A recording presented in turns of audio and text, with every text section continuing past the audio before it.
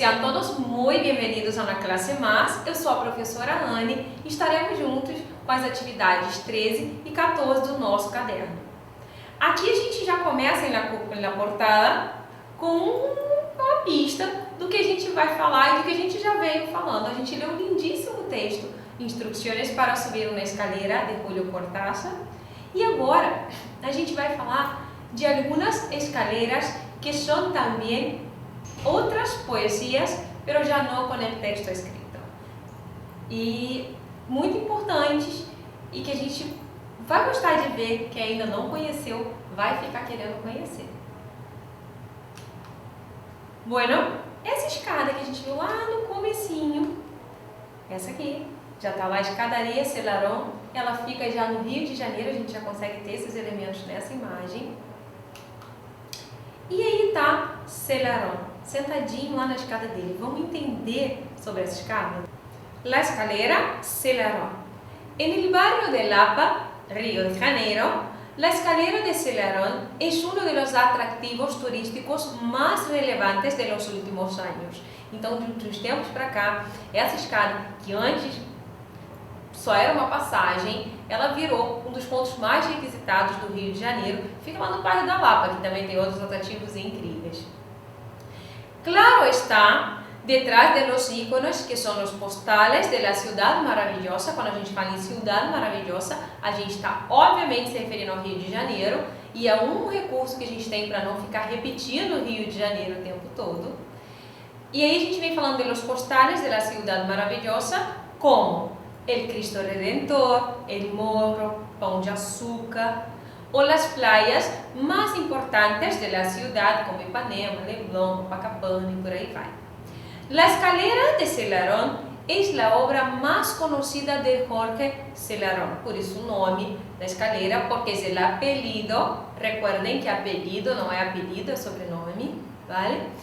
De su creador, artista plástico, ceramista e pintor, autodidacta. Olha lá, ele aprende as coisas sozinhos, né? A ideia é essa, de autodidacta. Nascido em Chile, então ele era chileno e se radicou aqui no Brasil e deu pra gente de presente essa obra que ele construiu durante muito tempo, com muito esforço. Vamos ver como é que foi isso. Bueno, ali por el 1994, com motivo da Copa del Mundo, 94 foi aquela famosa Copa do Mundo, os moradores do lugar pintaram a escalera de verde e amarillo. Então começou assim, a Copa do Mundo, eles pintaram, como a gente tem tradição aqui no Brasil, de pintar as ruas, pintar os muros, pintaram de verde e amarelo.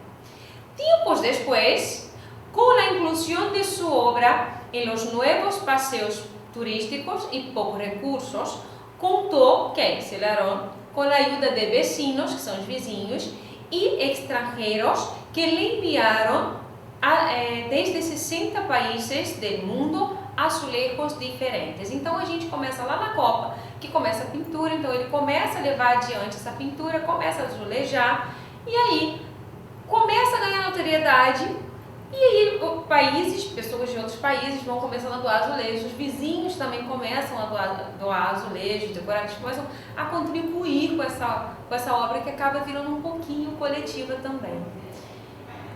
Os vecinos também o autorizaram a azulejar os muros de suas residências. Então, da rua, ele começou a expandir para as calçadas, as veredas, e aí ele começa a ir para os muros, porque os vizinhos vão começando a dar essa autorização.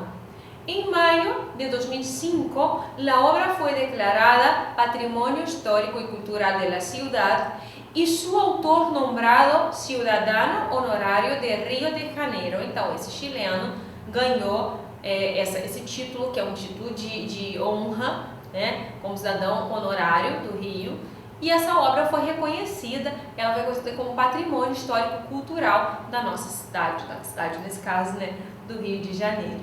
Detrás destes azulejos, esse grande número de turistas permite que muitos trabalhadores levem sustento a suas famílias. Então, olha como uma escada pode transformar a vida de tanta gente, né? Selarón chegou lá e, por causa da Copa, eles começaram a pintar e ele começou a azulejar e assim virou ponto turístico. E hoje em dia é de onde muitas famílias tiram seu sustento. como é que eles tiram esse sustento? Com a venda de souvenirs, que aí a gente está usando uma palavra francesa para dizer recuerdos, que são lembrancinhas, e de comidas em los restaurantes, de las inmediaciones e todas as coisas que são direcionadas ao público, ao turismo. La Escalera de Celarón, um itinerário para não deixar de visitar em la ciudad maravilhosa. Então, quem vai ao Rio hoje não pode deixar de visitar, porque é um dos pontos turísticos mais requisitados da cidade. Além do Pão de Açúcar, do morro, que ele já citou lá em cima, a gente vem com a Escada de Celarón também nesse ranking aí de importância turística. E ali do ladinho do texto tem o exemplo para vocês de azulejos de outras partes do mundo. Tem a Jamaica e tem outras partes. E na internet vocês encontram muitas fotos, é bem bonita de ver mesmo. Bueno, e aí a gente traz agora no universo lá da Argentina, la escalera multicolor que será postada em milhares de fotos em Santa Rosa de Calamuchita, Córdoba, Argentina. Então a gente tem lá em Córdoba essa escada de Santa Rosa de Calamuchita que tem também modificado a vida das pessoas ali, que também se tornou um ponto turístico e que também é pra gente um deleite para os olhos. Então diz assim: com 90 escalones, ou seja, 90 degraus, é bastante degrau. Em pleno centro de Santa Rosa de Calamuchita, la calle, ou seja, rua, Libertad com sua paralela Corrientes, então uma rua paralela a outra, está revestida de mosaicos, porcelanatos, vidrios e venecitas. Venecitas são pastilhas, então ela vai usando essa cerâmica, esses azulejos, essas pastilhas, para criar esses mosaicos. El arte, olha aí, arte pra gente masculino não, perdão, feminino em espanhol, masculino. El arte transformó lo que era hasta hace poco um paisaje oscuro. Então, se antes essa rua que ligava uma a outra tinha uma passagem escura, ela deu cor, essa artista que criou, ela deu cor, ela transformou em um ponto turístico. Então, o ponto sombrio da cidade passa a ter outra luz, outras cores. Su gris, ou seja, o seu cinza característico, quedou sepultado, ou seja, está morto aquele cinza. Em los azules, verdes, rojos e marrones. Olha que gradação de cores bonita, né? Azules, verdes, rojos, que são vermelhos, e marrones, no lugar daquele cinza todo do asfalto. Carmen Agonisio, que é a criadora dessa obra, mira, olha, orgulhosa sua obra em la qual se encontra porcelanatos de texto de Julio Cortázar, olha aí ele aparecendo, né? Então lá em porcelanatos com escritas de textos dele, plasmadas em um mosaico, al igual que fragmentos del Martín Fierro, que também é um livro bem importante da cultura hispanohablante. El Quijote, que eu não preciso nem dizer para vocês o quanto ele é famoso e conhecido e importante, que é o Dom Quixote, vocês já devem ter ouvido falar. El Principito, o Pequeno Príncipe, entre outros mais. Bueno, de Santa Rosa a Rio de Janeiro. Bom, muita gente olhou para essa escada e associou imediatamente com a escalera de Celarón. E aí, gente, tem a ver uma coisa com a outra? Não tem? Vamos ver o que a ceramista diz. La ceramista, a gente está recorrendo a Carmen, sem repetir, é um outro recurso que a gente usa bastante, para o nosso texto não ficar pesado. Então, la ceramista assegura que nada tem que ver com a escalera mais famosa de Rio de Janeiro, ideada por el artista chileno Jorge Celarón, que incorporó objetos donados por la gente. Lo cierto es que en un espacio que por décadas foi um espaço oscuro e olvidado, ou seja, um espaço escuro e esquecido durante décadas, agora, llena de arte, é o escenário urbano preferido por los turistas. Então, hoje, aquele espaço que era cinza, que era esquecido, escuro e até perigoso, ele passa a ter outra vida, ele revitaliza com cores, com arte e vira um ponto turístico. Bom, ela aqui nega essa influência.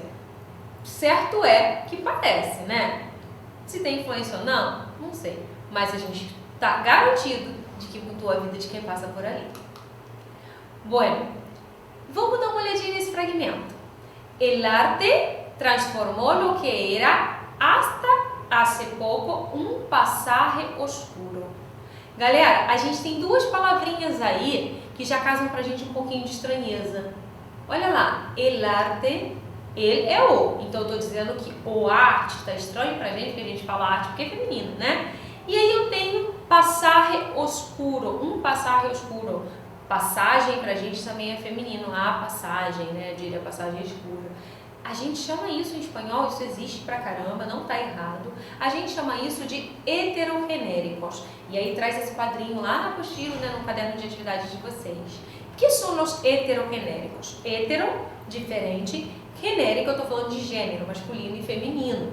São palavras que em espanhol tem um gênero, em português tem outro. Olha aí, a gente tem aqui em cima dois exemplos.